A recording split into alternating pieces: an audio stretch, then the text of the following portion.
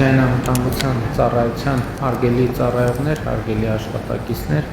ղեկավար կազմի հարգելի ներկայացուցիչներ,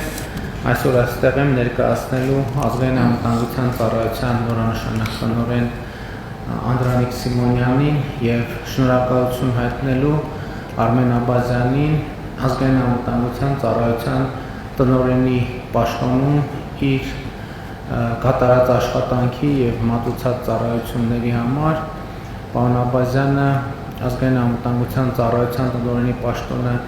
զբաղեցրել է ավելի քան 4.5 տարի եւ իմ վարչապետության օրոք ամենաերկար պաշտոնավարած տնօրենն է եւ կարծում եմ այս ընթացքում ազգային անվտանգության ծառայությունը վերափոխումների բարեփոխումների բավականին լուրջ գործընթաց է անցել եւ նաեւ ձևակերպվել եւ ձևավորվել է ազգային անվտանգության ծառայության հետագա զարգացման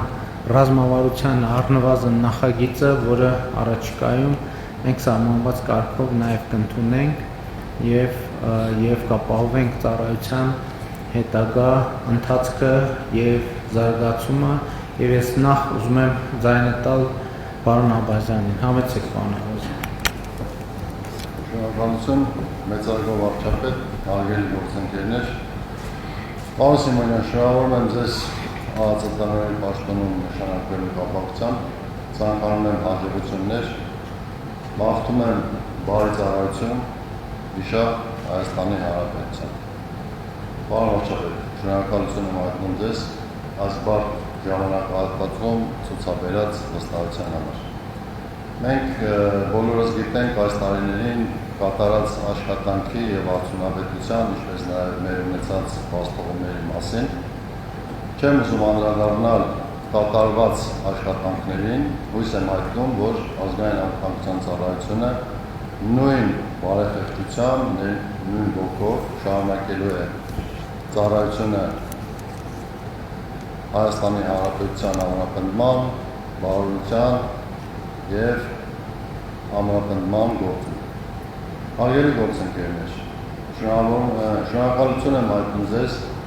այս բարդ մարտահրավերներով լի տարիներին միասին անցած ճանապարհի համար։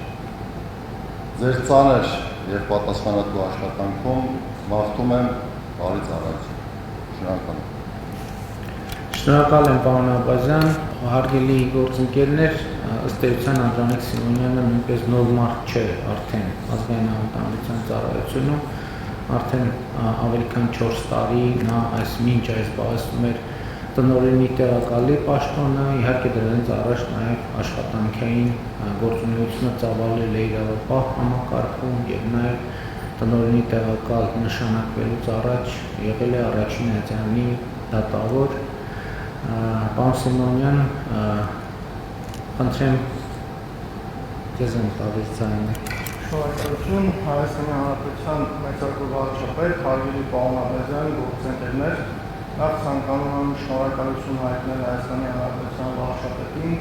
նման պատասխանատու պաշտոնում ինձ նշանակելու համար։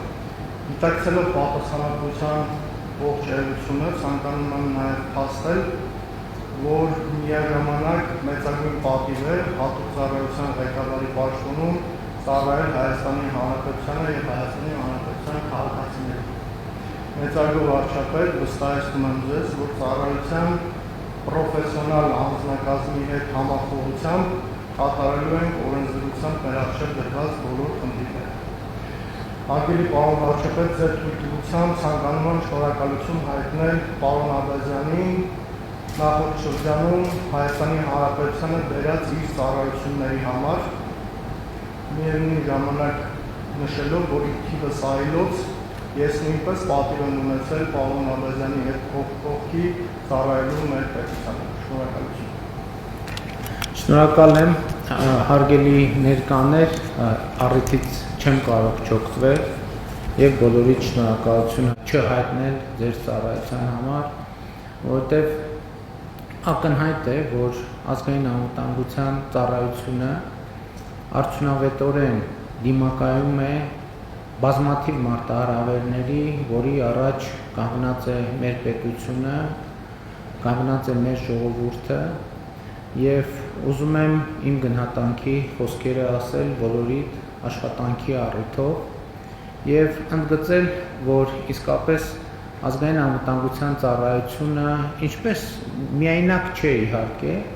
այլ ծառայությունների հետ համատեղ մեր պետության ողնաշարն են մեր պետության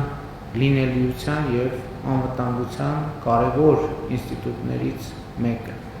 եւ ըստ էության տեսեք այն բոլոր մարտահրավերները, որոնք կարող էին ապակայունացնել Հայաստանի Հանրապետությունը եւ անվտանգային մարտահրավերներ ստեղծել, այդ բոլոր մարտահրավերները մինչև այս պահը հաջողությամբ չեզոքացված են եւ իհարկե այստեղ չեմ ուզում որևէ կերպ նսեմացնել ազգային անվտանգության ծառայության ղեկավարության դերը, տնօրենի տեղակալների եւ բայց նաեւ ուզում եմ ընդգծել, որ ազգային անվտանգության ծառայության բոլոր աշխատողների եւ բոլոր ներկաների առանձնահատուկ դերակատարումը այդ ամենում անհրաժեշտ է ընդգծել։ Պիտի ասեմ, որ նաեւ իմ կարծիքով աշխատանքի արդյունավետության շարունակական բարձրացման գործում էական դեր է խաղում նաեւ այն ռազմավարությունը, որ մենք միասին որդեգրել ենք քննարկումների արդյունքում, ընդգծելով, որ ազգային անվտանգության ծառայությունը պետք է կենտրոնանա հետևյալ հիմնական գործառույթների վրա՝ հակահետախուզություն, ահաբեկչության դեմ պայքար, սահմանադրական կարգի պահպանություն, իհարկե նաեւ սահմանապահ զորքերն են ազգային անվտանգության ծառայության համակարգում գործում, բայց ես ուզում եմ ընդգծել այս երեք ֆունկցիաների կարևորությունը եւ նաեւ ասել, որ կարծում եմ, որ կառավարությունն էլ բավարար պայմաններ ստեղծում է, որպեսզի ծառայությունը կարողանա իրոք կենտրոնանալ այս գործառույթների վրա։ Ես մի վիճակագրություն այստեղ գալուց առաջ ուղղակի ցանկացա առիթից օգտվել եւ մի վիճակագրություն ճշտել եւ ներկայացնել 2018 թվականից ի վեր այսօրվա դրությամբ ազգային անվտանգության ծառայության ֆինանսավորումը եռապատկվել է 3 անգամ շատացել է ազգային անվտանգության ծառայության ֆինանսավորումը իհարկե կան նաեւ որոշակի գործառույթներ որոնք ձևափոխվել են մասնավորապես վերջին տարիներին մեծ ներդրումներ են արվել ազգային անվտանգության ծառայության սահմանապահ զորքերի, սահմանային ենթակառուցվածքների կահավորման առումով, բայց նաև որոշակի գործառույթներ ազգային անվտանգության ծառայությունից դուրս են բերվել եւ ընդհանուր առմամբ ֆինանսավորման եռապատկումը կարծում եմ արտահայտում է ընդհանուր պատկերը, ինչի մասին խոսում եմ Եվ ես կարծում եմ, որ մեր ռազմավարությունը պետք է զարգանա այդ ուղղությամբ առավել կենտրոնանալ 3 հիմնական գործառույթների վրա, որովհետև իմ կարծիքով երբեմն չի արձանագրվում, տարբեր մեկնաբանություններ են լինում, քննարկումներ են լինում ազգային անվտանգության ծառայությունը ինչու է այս հարցով զբաղվում, ինչու է այն հարցով զբաղվում, ինչու է այս զեկուցում, ինչու է այն զեկուցում, եւ մոռացության եմ մատնվում, որ կարևորագույն գործառույթներից մեկը սահմանադրական կարգի պահպանությունն է։ Բայց հիմա ես ուզում եմ մեր ուշադրությունը հրավիրել մի հանգամանքի վրա, որը ըստ էության հիմա բացահայտվեց առաջին հերթին ազգային անվտանգության ծառայության ջանքերով։ Ըստ էության այն մարտահրավերները, որոնց մենք հիմա առերեսվում ենք, իրենք հիբրիդային մարտահրավերներ են, իրենք ունեն եւ ահաբեկչության հատկանիշներ, եւ սահմանադրական կարգի խախտման հատկանիշներ, եւ հակահետախուզական բնույթի հատկանիշներ։ Եվ ես կուզենայի, որ աշխարհում հիմա շատ է քննարկվում բոլոր երկրներում հիբրիդային սպառնալիքների համակարգը Եվ ես կուզենայի, որ մենք այս 3 գործառույթների կատարման համատեքստում մեր ընկալումները նույնպես ընդլայնեինք, որովհետև հակահետախուզության գործառույթում մենք սովորաբար հաշվի ենք առնում եւ քրեական օրենսգրքի տրամաբանությամբ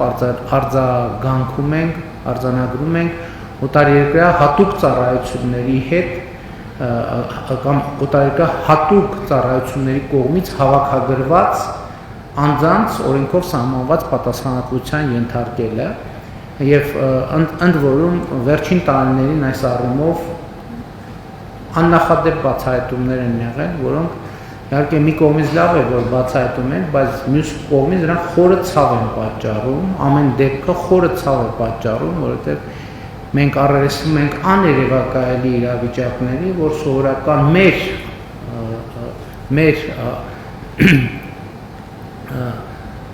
սովորական ընկալումների տրամաբանության մեջ չի տեղավորվում։ Բայց վերջին տարիներին մենք սկսել ենք աշխատել եւ ավելի լուրջ պետք է աշխատենք մի նոր, ոչ թե նոր, այլ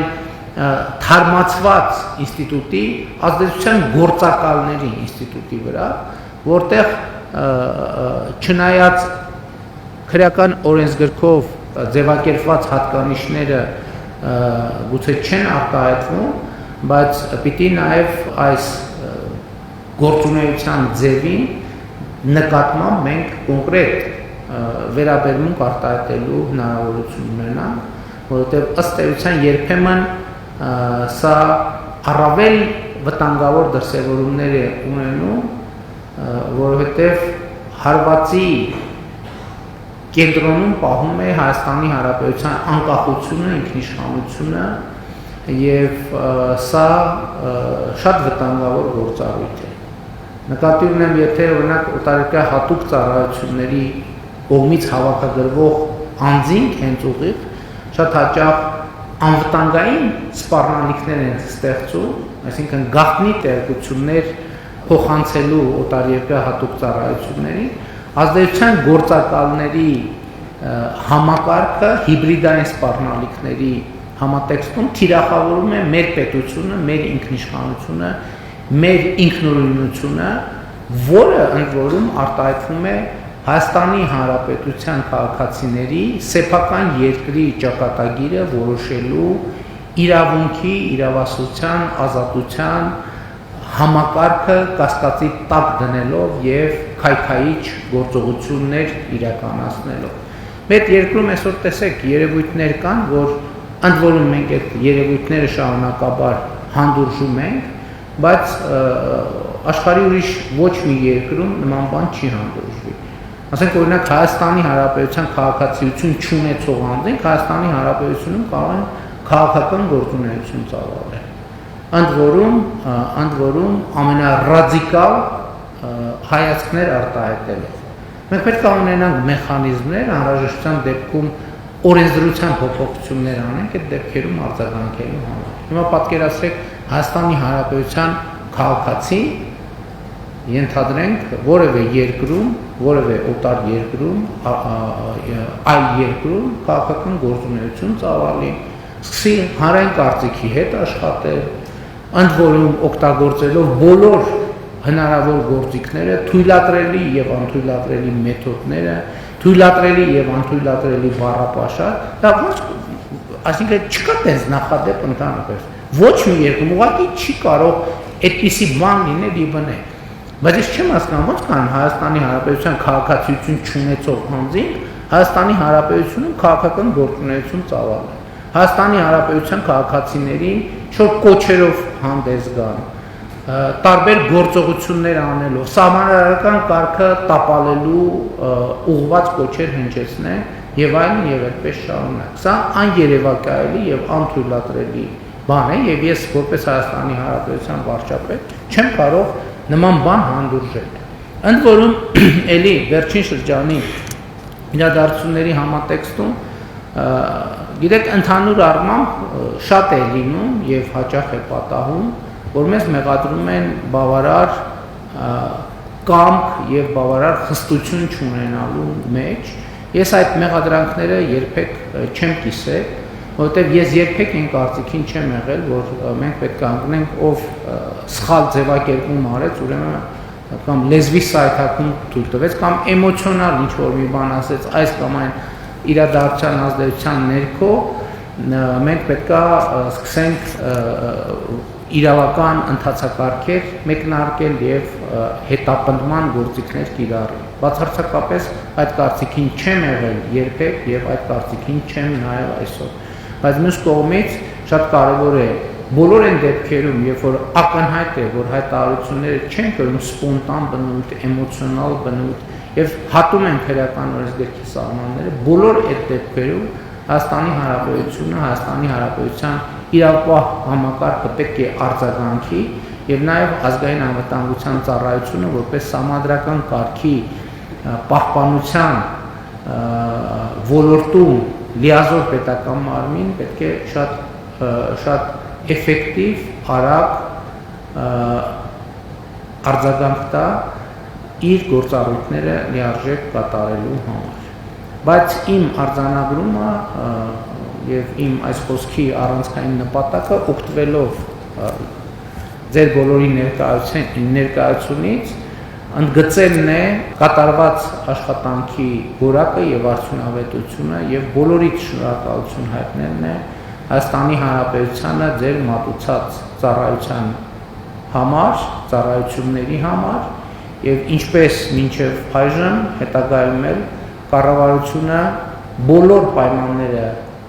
կստեղծի, որպեսզի ազգային անվտանգության ծառայության արդյունավետությունը բարձրանա եւ ազգային անվտանգության ծառայությունը որպես ինստիտուտ գնալով ավելի ու ավելի ուժեղանա ի ծառայություն